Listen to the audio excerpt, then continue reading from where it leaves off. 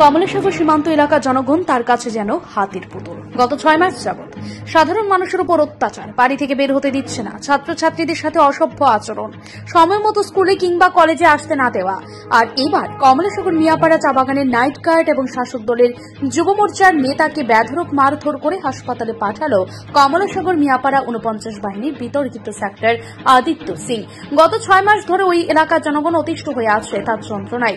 শুক্রবার রাত 8টা নাগাদ কমলেশ্বর মিয়াপাড়া চা বাগান এলাকার রাকেশ দেব পিতামৃত হরিরাও দেব মিয়াপাড়া চা বাগান ম্যানেজার তাকে ডেকে নিয়েছিল চা বাগানে কিছু লেবার ঠিক করে দেওয়ার জন্য।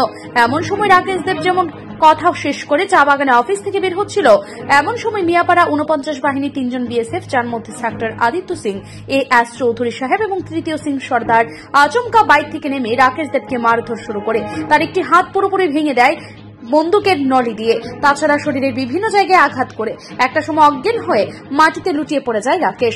এমন সময় এগিয়ে আসলে নাইট গার্ড অনিল সরকার তাকে বন্দুকের নলি দিয়ে আঘাত করতে থাকে।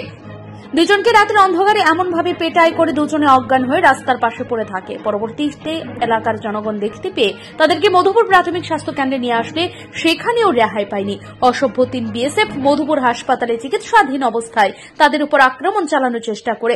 এদিকে পরবর্তী সময় অভিযুক্ত 3 BSF sector Aditya Singh S Chowdhury সাহেব এবং সিং সর্দার 3 জনের বিরুদ্ধে মধুপুর থানায় শনিবার বিকেলবেলা মামলা দায়ের করা হয়। এলাকা সূত্রে খবর, আদিত্য সিং সর্বদাই গুন্ডাগিরি চালিয়ে যাচ্ছে সাধারণ অসহায় জনগণের উপর।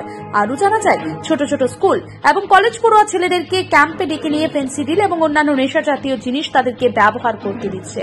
তার সাথে যাদের সম্পর্ক মহরম সর্বদাই গাঁজা ফেন্সিডিল পার করার সুযোগ দিয়ে রেখেছে। তবে এলাকার জনগণ যে কোনো মুহূর্তেই তার বিরুদ্ধে মাঠে নামতে পারে বলে খবর।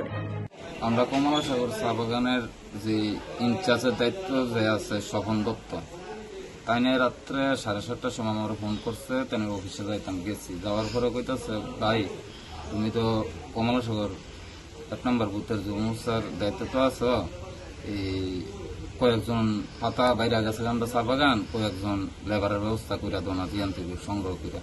তাই আমি ঠিক আছে স্যার, আমি দেখতেছি।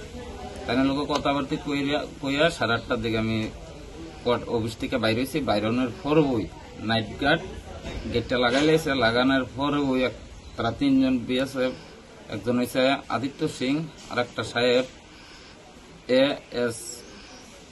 এস কিতা জানি সাহেবটার নাম এস কিতা চৌধুরী, এস চৌধুরী, লগে আর একটা কনস্টেবল আছিল পাঞ্জাবি, পাঞ্জাবি তাদের বন্দুক আসলো, হেতারা বন্দুক আসলো না, তে বন্দুক দেয়া নাইট গার্ডের আমার রাখছে না আমার শরীরটারে বাইরে। মারা কারণটা কি আমি কিচ্ছু বুঝতে পারছি না। আমরা অফিসের সামনে কোনো জিজ্ঞাসা নাই আয় ওই চা বাগানের নাইট গার্ড তাই নেও মারছে, বেদব পিটাপিটি এই আমরা মাইরা ফালাই দিয়া গেছে গা। হদা আমরা যে চা বাগানের সেক্রেটারি মনোরঞ্জন তাতে হে আইছে, হে যে সময় আইছে লাইটটা টিপ দিছে পরে তারা 3 জন ওই রাধানা কোন ক্যাম্পের দিকে গেছে গা।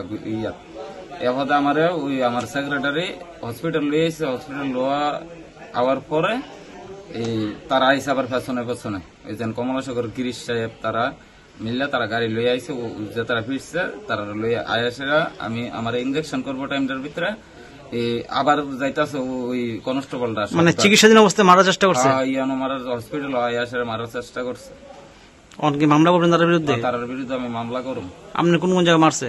আমার এই হাত ভেঙে লাইছে, এই হাত ফিরাইতাম গেছি পরে বন্দুকটা এই হাত মারছে, এই জায়গাটা ভেঙে লাইছে। আর ইটা রাখছে না বাইরে বন্দুকটা, এই বন্দুকের উটকিতে ফার দিছে এর ভিতরে বন্দুকটা মাইরা আমার ফালাই দিয়ে গেছে রাস্তা অফিসের সামনে। উনি কি এর আগে এমন করছে? হ্যাঁ, জ্বালাই লাইতেছে। এই আদিবাসী এর আগেও এই কমলাসাগর বিউপির বিএসএফ বই আপনার আইবি জাতুলি আইবি ক্যাম্পের ভিতরে ইডি সবচেয়ে থেকে খারাপ।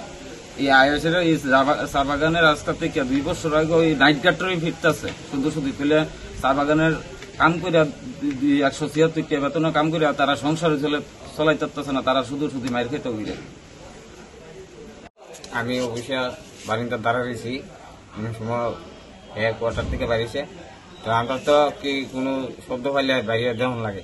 তো আমি আগে নাইট গার্ড আমি বাইরে তার কাছে আইসি বিএসএফটা বাইক দিয়ে আয়া ওই নেমে আসে ওই বন্দুকটা নিচে দিয়ে যাতা দিয়ে কি জানি করছে এটারে উড়ে ফিরে ট্রাভেলার উড়ে ধুইরা দুনুয়াতে এই ভিটা আরম্ভ করছে দুনুয়াতে।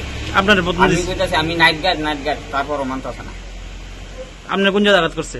আমার এই দিছে আর এই ডিমেরে ওই দিছে বন্দুক দিয়ে। হ্যাঁ তো পরে কি করছে? আপনার হসপিটাল ঘরে মাইরা গেছে গা যাওয়ার পর দেয়া এই হ্যাঁ আবার ও ফিরে না আমার লোক আইসে আবার পরে আমি তুই বাড়িতে গিয়া যেমন আবার আইলে আবার হইল ওই অবস্থা তার সিনে আবার এসে আবার হইছে তার। কি মামলা করবেন তার বিরুদ্ধে? হ্যাঁ মামলা করা। তারা কতজন? তারা 3 জন। আপনার নাম? অনিল সরকার।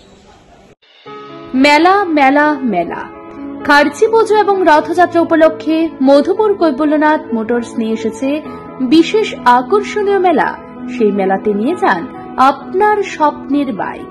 1 জুলাই থেকে 31 জুলাই পর্যন্ত কৈবল্যনাথ মোটরসে প্রতিটি বাইক ক্রয়ের ক্ষেত্রে থাকছে 5 থেকে 7,000 টাকা পর্যন্ত ডিসকাউন্ট।